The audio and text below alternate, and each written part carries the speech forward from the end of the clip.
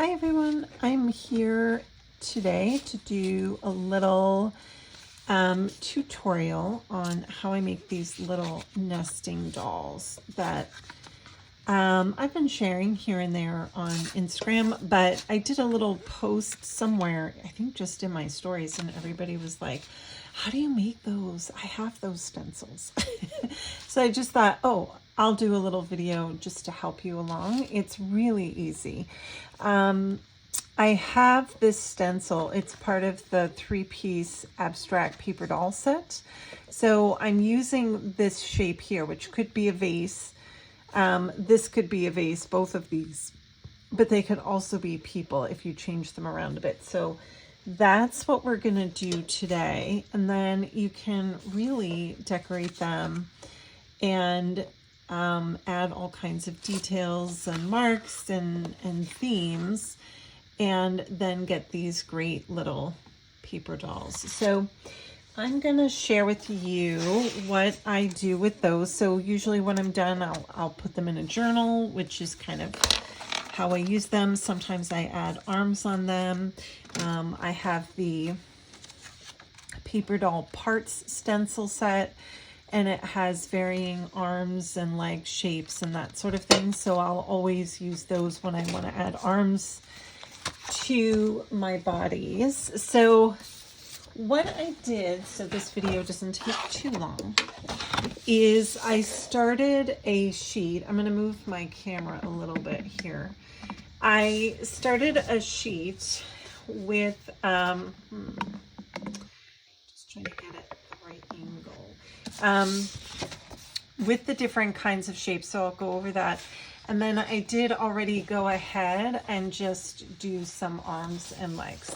So the first question people usually ask is, how do you get your watercolors to not bleed? So if you scroll through my Instagram, you'll see that when I use watercolors with stencils, there's a couple tricks and techniques. You can scroll through that. It just essentially takes a lot of practice, but eventually it becomes like second nature. But I will stress, like, you do not have to use watercolors at all. You can always use acrylic paint with just like a cosmetic sponge or a mini blending tool, and you will achieve the same results. I like the look of watercolors because I'm kind of interested in illustration, and so for me, watercolors are what a lot of illustrators use. But by all means, like, you can achieve the same results with acrylic paints. It's just not as see-through. That's it. So, and also I like using watercolors for faces. It just takes less time to kind of create effects and bleeds and that sort of thing. So, you know, I'm going to use watercolors today, but you can watch the video. You can get the pointers, and then if you don't want to use watercolors, you can always use acrylic paints for the most part. You know, you'll have less of control when it comes to blending for faces, but you could do acrylic paint all over your paper doll and then just leave the face open and then just do the watercolor techniques there.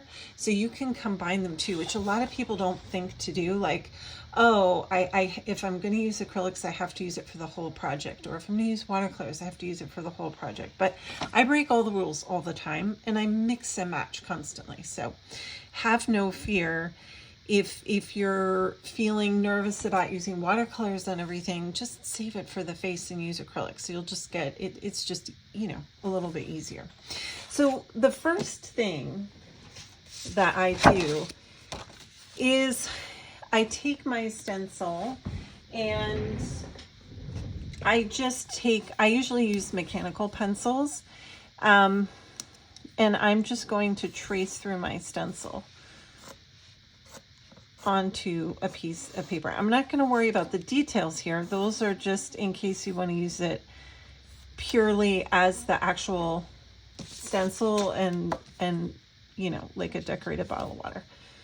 My pencil's being weird. And then I'm going to go through and connect all the spaces that stencils have. They're called bridges, and it holds all the pieces together. Without these little bridges here, the stencil would fall through and you would have just a shape, no detail. So you have to have bridges. So I go through, I trace it, I fill them in. And then I'll do a head shape, usually an oval of some sort on the top. Now, I have a couple of examples here of ways to design your nesting doll shape. So one is a U-shape head. So I have a line and then an oval, like a long oval. Another option is doing an oval shape. And another option is doing a circle shape. So any of these options are fine. And then on the bodies, it's a big space. So, I mean, you could do anything. I always like to treat these big spaces like a separate canvas and almost forget what's on top and just treat it like a space to work on. So I might just do some freehand drawing, but if you're unsure, I have some ideas for you. So one option is to pencil in some lines for writing, or, you know, just stripes in general are easy. But, you know, for me, I would probably use these as writing lines. So I would find a really cool quote and put that in there. Another option is to kind of make a cylindrical shape where, you know, it almost looks like a label to a soup can or something. That's the one way to describe it. Another option is an oval. Even here, I have an upside down U shape. So it's really up to you. And in this one, I just finished it the whole way. I just painted it the whole way. And then when you're done, like for something like this, you know, you can get little bits and pieces and glue them on. So it's not so plain, you know, you can add to it however you want. So you can paint the background first and then add stuff onto it for your design. So just things to consider when we're making these nesting dolls. Now, the next thing, and it's the first thing I do, is I'll add a little bit of watercolor to the face shape. And I do that first because I want to let it dry before I go on to the second step for the face. And this is kind of the biggest moment for, you know, really making this in your paper doll to come to life, your nesting doll to come to life is the face. So what I'll do is I'll put the face color in there, and I like to add the cheek color ahead of time. So what I'll do is while everything is still really wet,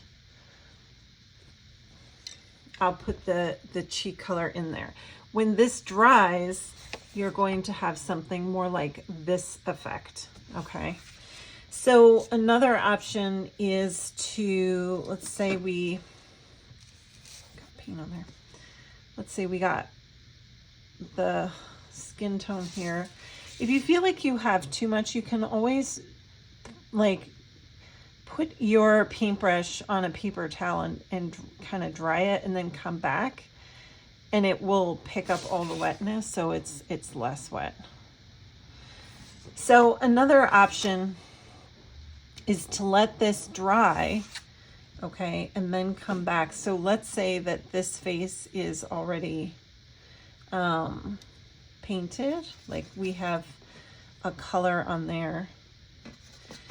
Once this is dry completely, you can come back and just do like a more pronounced circular cheek on the face and let that dry. So with the faces, for the most part, I do those in like 2 or 3 stages of drying, because you really want this stuff to be done and completely like bone dry before you add the details of the face, which are the eyes, the nose, and the mouth. And I use the formula that I have been using on the majority of my paper dolls that are smaller, and I just don't have the space to do like a complete eye or a complete, you know, super detailed, like open-eyed figure. So I came up with this formula a while ago where I just do a whole bunch of crescents and I use a Stabilo All pencil.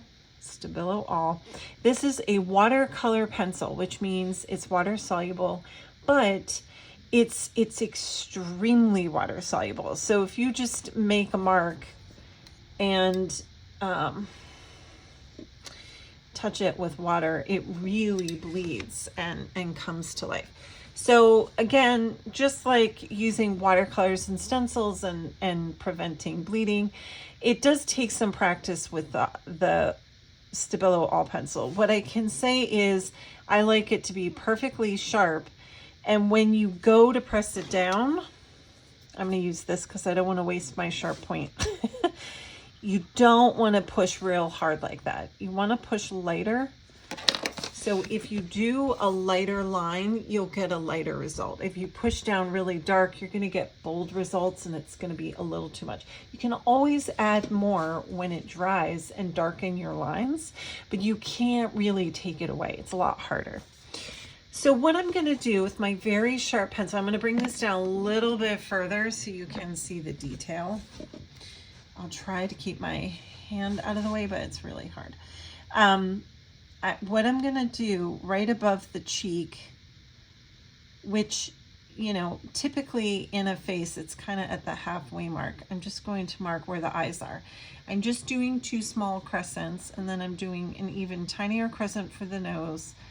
And I'll just do, like, I call it like a double mountain kind of shape. And sometimes like a little line down here.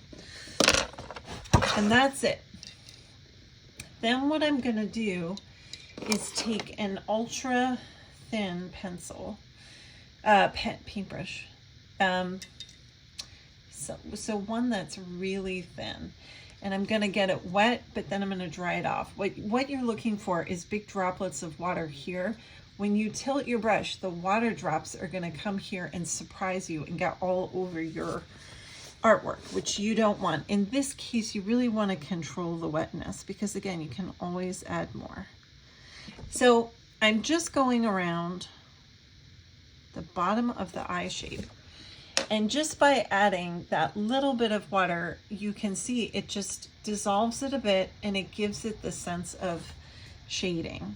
So I'm going to rinse off my brush, and I patted it down again, patted it a little dry so there's no droplets. And I'm going to do the same thing on the other side. And I usually just kind of get in there and pull it down a little bit. So I'm just kind of pulling it down a smidge. And then sometimes if I'm feeling bold, I'll start to kind of pull it down to make this like teeniest sliver of a nose shadow. And then I'm going to go into the nose, and on the 2 ends of the crescent, I'm just going to pull it out and make 2 circles for nostrils. And then I'm going to go into the lips and dissolve it and just kind of fill them in. Okay, so I'm filling the lips in a little bit. I'm going to activate that bottom lip. And that's it. It's super, super easy. What I will tend to do is take my mechanical pencil and do the eyebrows. I don't like bold, dark eyebrows. It kind of can be disconcerting. So I'll just gently pencil those in. Okay. So I'll do it again on this one. Oops. Here goes my sharp tip. Crescents and the lip. Sometimes I'll just do the 4. Again, wetting my brush, kind of pulling down the pencil, getting it to dissolve and just pulling it down around. If it feels like it's getting too dark, like you have too much of the dark pencil mixed into your watercolor, then I'll rinse off my brush because it'll start to get too dark. And I'm really just letting the lines be my guide. So I'm filling it in, moving it around. And sometimes what I'll do, if I didn't put that lip in, I'll just run my wet brush under the pencil and I can get a fine line. And I'll even do that sometimes for the eyebrows too, because I can get a thinner line. It's not really coming out too much, but you can see there you've got your faces. So I'm going to bring it back up. And now it's really up to you how you want to decorate the dolls. So I'll pick an outer color. I might leave the inside open because I want to experiment with, you know, what I'm going to put inside. You know, again, it's really up to you. If you have these lines, you might want to do different colors in the watercolors. You know, you could do a whole rainbow on the lines. I mean, you really can have fun. Once you get the faces done, I really feel like you can explore so many different themes and concepts. So you can start filling it in on the side, however you want. And then I'll add details. So I might decide,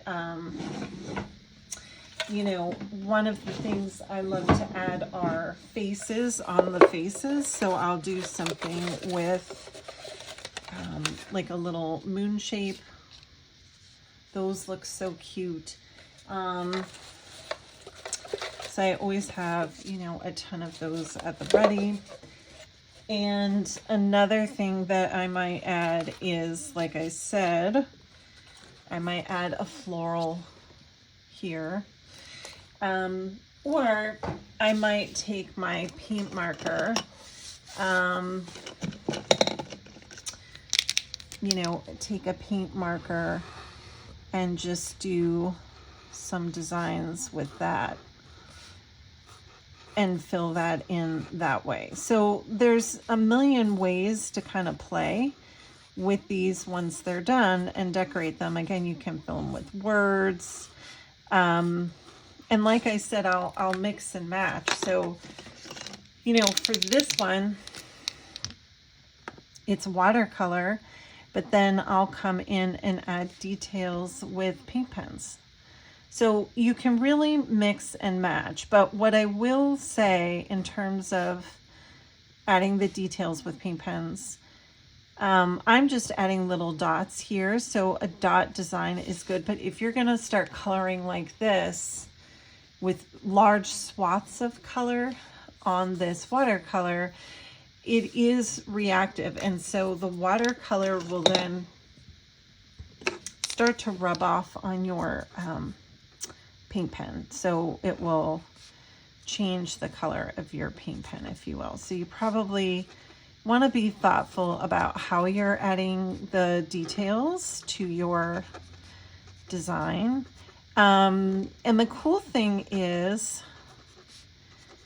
because acrylic paint has, you know, plastic in it, right? It's definitely waterproof. You know, when this dries, if I decide that, oh, you know what, I should have gone in and added a color here, I can let this dry and then come back in with the watercolors and go over that paint pen, the acrylic paint, and it will kind of stay the same. It might shade it a little, but probably not too much. So the last thing is just thinking about whether or not you want to add arms to your figures. So again, I traced the paper doll stencil, the paper doll parts,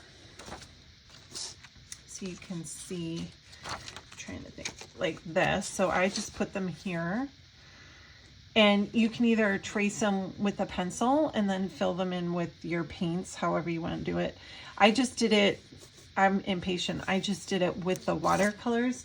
Even if it's a little sploogey on the side, it doesn't matter, because when I go to cut out the arms, you know, I can trim it so that it looks nice and clean. And if it's really bad, you don't even have to waste it, because you can come back in with the stencil, trace it in pencil on top of the watercolored arm and kind of get your shape back if it's like really bad. And then I'll have my arms, and I can just add them to my figures. And I'll usually add them kind of up by the neck.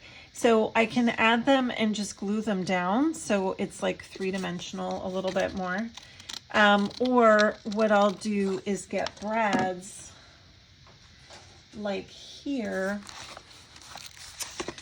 I'm trying to see where she was. Here I have brads. I always think it's fun to have the interactive elements on here. And you know, any size brad is fine.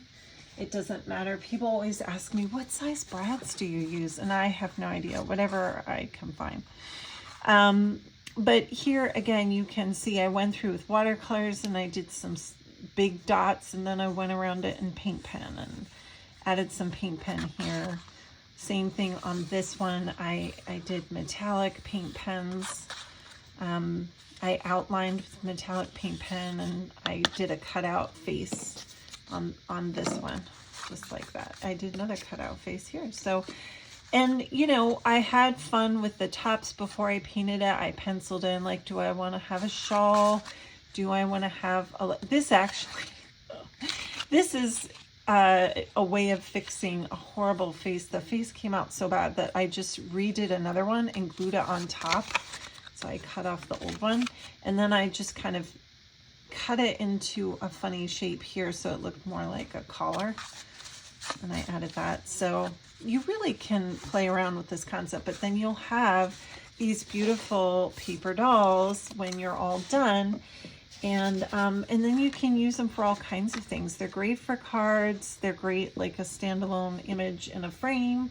And again, I'll use them in my journals. So again, the two stencils that I'm using are paper doll parts, which have the arms and legs, and the abstract paper doll. Obviously, you don't have to get these because these are very simple shapes that most people could probably just come up with if they wanted. I love having the uniformity of a stencil because then I can just do it over and over again. I don't have to think about whether or not it came out. I can get the same result every time, and I just get less frustrated. So anyway, I hope that helped you out and gave you some inspiration. And if you do some beautiful paper dolls, tag me over on Instagram so I can see them. And you know, I'll keep adding more videos like this. If you haven't subscribed to this channel, please do so. It's always awesome. Hopefully in the near future, I will do more with that. Maybe have a subscription at some point where we can do a little bit more in terms of more video and instructions. So I can't wait to see you again.